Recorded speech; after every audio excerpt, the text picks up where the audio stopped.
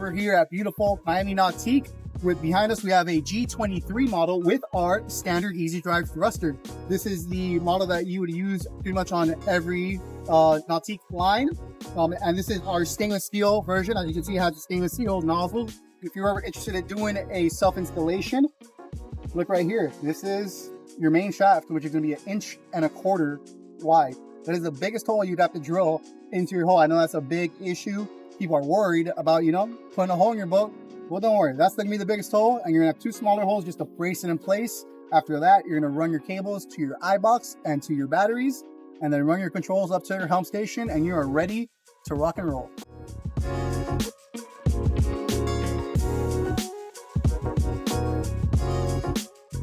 Hey guys, David here with Easy Drive Thrusters. I want to give a huge big shout out to Miami Nautique for letting us film and use their boats on their lot today. If you guys are interested in having the Easy Drive Thruster, make sure to contact one of our nationwide dealers, including here locally using Miami Nautique. For all you Miami locals, reach out to us and we'll get you in touch with the Easy Drive dealer.